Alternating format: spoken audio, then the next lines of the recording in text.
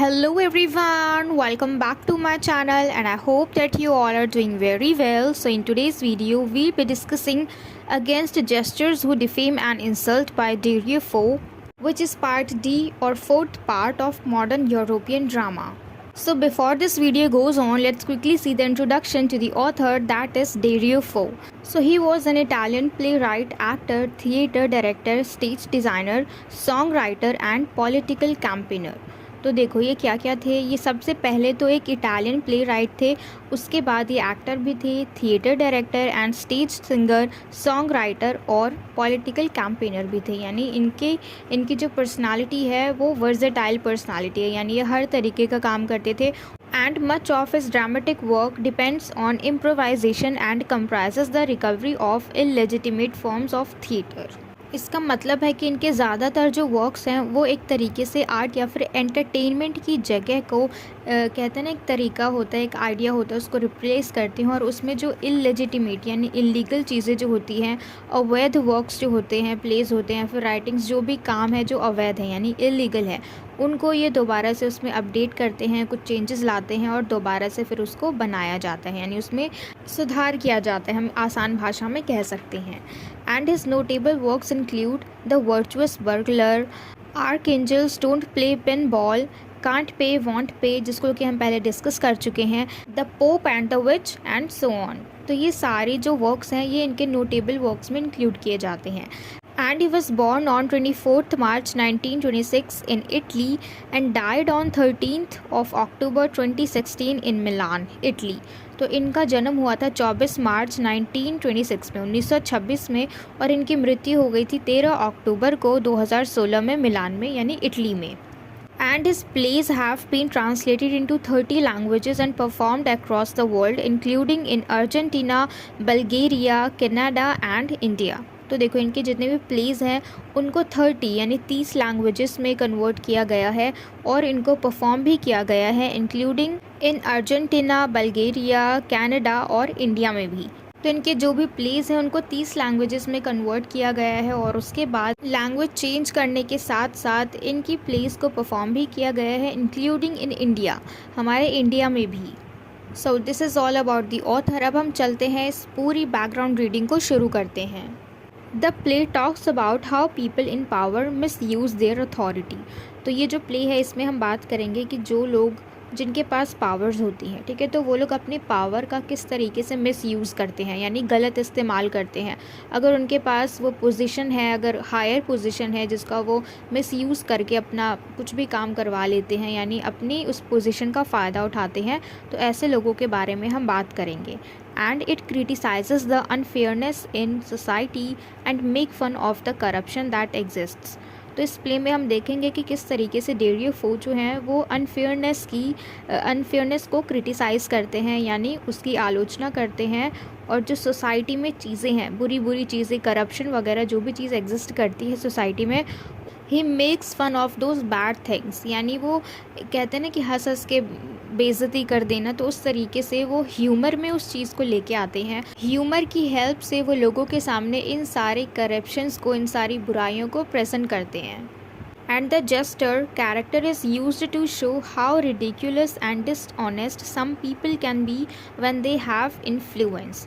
तो ये जो कैरेक्टर है जेस्टर, ये कोई बुरा कैरेक्टर नहीं है, इसकी हेल्प से हम देखते हैं कि लोग जो हैं वो कितने ज़्यादा मतलब नीचे गिर जाते हैं, कितने ज़्यादा डिसऑनेस्ट हो जाते हैं जब उनके पास पावर होती है, इन्फ्लुएंस कर सकते हैं जब वो लोग अपने आप से दूसरे लोगों को, यानी उनकी बातों का प्रभाव लोगों के ऊपर पड़ता है, तो वो लोग कितना नीचे गिर सकते हैं कि अगर कोई बात उनकी सुनता है, अगर कोई लोग उनकी बातों को सुन रहा है तो वो लोग किस तरीके से लोगों को मैनिपुलेट कर देते हैं, ठीक है। तो ऐसे लोगों के बारे में हम इसमें पढ़ने वाले हैं। Through the character of jester हम इन लोगों के बारे में जानेंगे।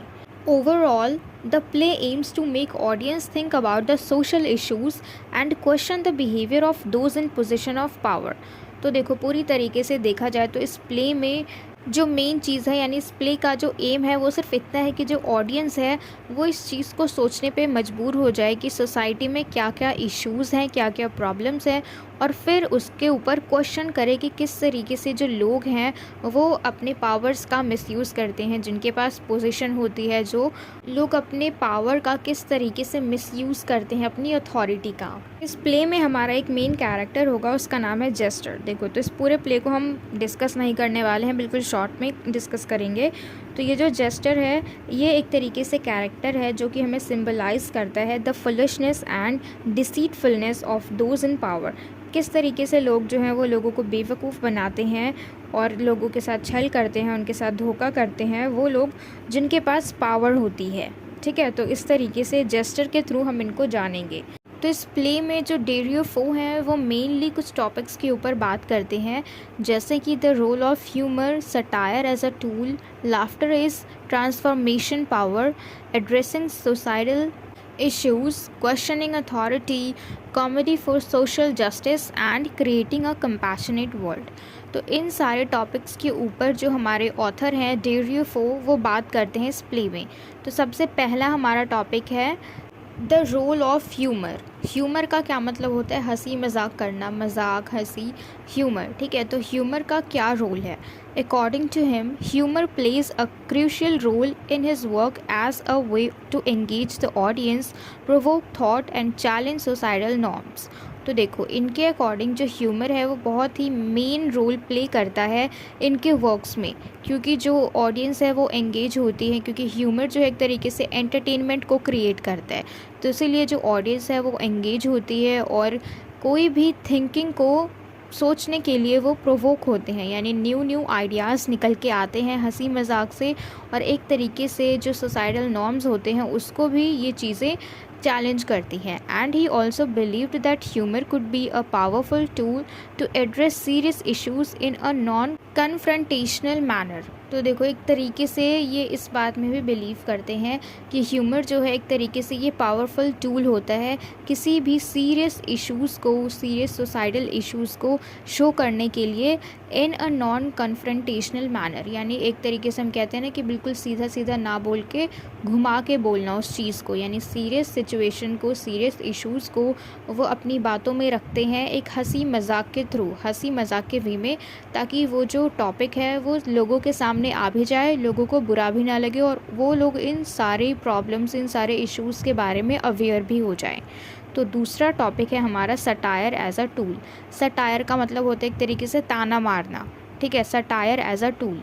Satire is a powerful tool in his collection of techniques for criticising and challenging societal norms. तो देखो, इनका कहना ये है कि जो सटायर है ये एक तरीके से पावरफुल टूल है in his collection of techniques for criticising, यानी किसी भी चीज़ की आलोचना करने के लिए, किसी भी चीज़ की शिकायत करने के लिए, जो चीज़ हमारे सोसाइटी के लिए अच्छी नहीं है, जो भी हमारे सोसाइटल नॉर्म्स हैं, उन सारी चीज़ों के बारे में बात करने के लिए ये क्या करते हैं, सटायर का यूज़ करते हैं, ताकि लोगों को बुरा भी ना लगे और एक तरीके से ये ह्यूमर के वे में निकल के आए लोगों के सामने, उनको हंसी भी आए और एक तरीके से ये अपनी बात भी रख देते हैं सटायर को यूज़ करके। नेक्स्ट है हमारा लाफ्टर इज़ ट्रांसफॉर्मेशन पावर, कि किस तरीके से लाफ्टर जो है एक तरीके से ये ट्रांसफॉर्मेशन पावर है, यानी लोगों की जो मानसिक स्थिति है, मेंटालिटी है, उस चीज़ को ये ट्रांसफॉर्म कर देती है। अगर सैड है तो वो हैप्पी हो जाता है। Laughter is like a magic wand that can transform people and society. तो एक तरीके से ये जादू की छड़ी है, यानी हंसते ही लोगों को अच्छा महसूस होता है। ठीक है, यानी चीज़ें एकदम से चेंज हो जाती है जब कोई दिल से हंसता है, खुश हो जाता है, तो इसीलिए ये ट्रांसफॉर्म करता है पीपल एंड सोसाइटी, यानी लोगों को और समाज को। When people laugh at absurdities and injustices highlighted in his works, it creates a moment of realisation and reflection. तो देखो, जब लोग दूसरों की बेतुकी चीज़ों पे हंसते हैं या फिर इनजस्टिसेस पे हंसते हैं, तो ये सारी चीज़ें जो हैं ये इनके वर्क्स में, यानी डेरियो फो जो है इनके वर्क्स में हाईलाइट की जाती हैं, जो कि एक मोमेंट क्रिएट करती हैं जिससे लोगों को रियलाइज़ होता है, ठीक है, कि मतलब क्या क्या चीज़ें हैं जो बहुत ज़्यादा फ़नी नहीं है, जो सीरियस है, लेकिन ये जो है हमारे डेरियो फो ये चीज़ों को ह्यूमरस वे में लेके आते हैं लोगों के सामने। तो एक तरीके से वो हंस भी रहे हैं, लेकिन उनको जो इश्यूज़ हैं उनकी सीरियसनेस रियलाइज़ भी होती है। And laughter has the power to break down barriers, inspire empathy, and motivate individuals to question the status quo and strive for positive change. तो हंसने से क्या होता है, देखो हंसने में इतनी ज़्यादा पावर होती है कि ये बैरियर्स को तोड़ देता है, जो भी हमारी परेशानी है, मुश्किलें हैं, उन सबको ख़त्म कर देता है और हमें इंस्पायर करता है एम्पैथी के लिए। ठीक है, सिंपैथी जब हम लोगों को बोलते हैं कि अरे बेचारा उसको दर्द हो रहा होगा, लेकिन एम्पैथी का मतलब है जब हम उसके दुख को बांटें, ठीक है, हम उसके दुख को महसूस करें, तो उसको हम कहते हैं एम्पैथी। तो लाफ्टर में ये चीज़ें हैं, ये पावर्स लाफ्टर के अंदर है। एंड मोटिवेट भी करता है ये इंडिविजुअल्स को, लोगों को, कि वो स्टेटस को क्वेश्चन करें। स्टेटस को का क्या मतलब है कि जैसी चीज़ें चल रही हैं विदाउट चेंज वो वैसे ही चलती रहती है, तो ये भी ठीक नहीं है, क्योंकि टाइम टाइम पे चीज़ों को चेंज करना होता है। ठीक है, तो इसीलिए and strive for positive change, और कोशिश करते हैं कि किसी भी तरीके से चेंज हो और वो पॉजिटिव हो। नेक्स्ट पॉइंट है हमारा एड्रेसिंग सोसाइटल इश्यूज़, यानी जो भी सोसाइटी में इश्यूज़ है उनकी तरफ एड्रेस करते हैं ये। Societal issues such as political corruption, जैसे कि पॉलिटिकल करप्शन हो गया, सोशल इनजस्टिस हो गया, इकोनॉमिक डिस्पैरिटी यानी इकोनॉमिकली यानी पैसे के मामले में जो असमानता है वो, and the struggle of common people in his works, यानी जो आम आदमी जो हैं, जो लोग बिल्कुल नॉर्मल है, कॉमन है, उनके लाइफ में क्या क्या स्ट्रगल्स होते हैं। And Fo used humour, satire and sharp wit to bring attention to these issues in a way that engaged and provoked his audience। तो देखो जो फो हैं ये सारे इन सारे सीरियस इश्यूज़ को अपनी बातों में लेके आते हैं, अपने वर्क्स में हाईलाइट करते हैं, जिससे लोग हंसे भी और साथ ही साथ लोगों का अटेंशन जो है इन सारे इश्यूज़ पे भी आए, ताकि लोग एंगेज भी हो और सोचने पे मजबूर भी हो जाएं। ठीक है, यानी न्यू आइडियाज़ मिलते हैं उनको डेरियो फो के वर्क से। फिर नेक्स्ट पॉइंट है हमारा क्वेश्चनिंग अथॉरिटीज़, यानी जिन लोगों के पास पावर्स होती है उनके ऊपर प्रश्न उठाना। क्योंकि ज़रूरी नहीं है कि अगर उनके पास अथॉरिटी है, वो कोई बड़ा आदमी है, तो हमेशा वो सही डिसीजन ले। ठीक है, क्योंकि ये बड़े बड़े लोग जो होते हैं वो ज़्यादातर करप्ट होते हैं, उनको अपने फ़ायदे की पड़ी होती है। तो नेक्स्ट पॉइंट है हमारा ये वाला, questioning authority. This is all about challenging those in power, exposing their actions and holding them accountable for their decisions. तो देखो ये पूरी तरीके से किस बारे में है कि जो भी वो लोग करते हैं, जो भी एक्शंस लेते हैं, जो भी उन्होंने डिसीजन लिया, उन सब के रिस्पॉन्सिबल वो लोग खुद होते हैं, चाहे वो सही हो चाहे वो गलत हो। एंड मोस्ट केसेस जो हैं वो सारे गलत होते हैं। ठीक है, यानी उनके सिर्फ खुद के फ़ायदे के होते हैं, जो समाज है वो उनके लिए नहीं होते। फिर नेक्स्ट पॉइंट है हमारा कॉमेडी फॉर सोशल जस्टिस, यानी किस तरीके से कॉमेडी जो है वो सोशल जस्टिस में भी एक रोल प्ले करती है। तो ये क्या है, comedy works for social justice by using humour and satire to shine a light on societal issues, injustices and inequalities. तो एक तरीके से जो कॉमेडी है, क्योंकि हम इसको हंसते हंसते सारी बातें बोल देते हैं, अगर सीरियस होकर बोलेंगे तो हो सकता है कि सामने वाले लोग जो हैं वो बुरा मान जाए, लेकिन जब हम कॉमेडी के यूज़ से उसमें हम ह्यूमरस वे में चीज़ों को बोलते हैं, सटायर का यूज़ करके चीज़ों को बोलते हैं और सोसाइटल इश्यूज़ को प्रेजेंट करते हैं, तो ऐसे में ये सारी चीज़ें हाईलाइट होती हैं और कोई भी बुरा नहीं मानता। सब हंसते हंसते उस चीज़ को एक्सेप्ट करते हैं, और एक्सेप्ट करने के साथ साथ उनको जो प्रॉब्लम हमारी सोसाइटी में है उसके बारे में उनको रियलाइज़ भी होता है। फिर लास्ट पॉइंट है हमारा creating a compassionate world. Compassionate का मतलब होता है दयालु। ठीक है, एक ऐसी दुनिया जहाँ पे लोगों के अंदर दया हो। Creating a compassionate world involves fostering empathy, understanding, solidarity. तो ये किस बारे में है कि जो भी हम सिंपैथी दिखाते हैं लोगों को, तो सिंपैथी की जगह हम एम्पैथी दिखा सकते हैं। सिंपैथी का मतलब है कि हम उनको दूर दूर से देख रहे हैं, उनके लिए बस थोड़ी अच्छी अच्छी बातें बोल रहे कि अरे बेचारा उसको लग गई, उसको दर्द हो रहा होगा।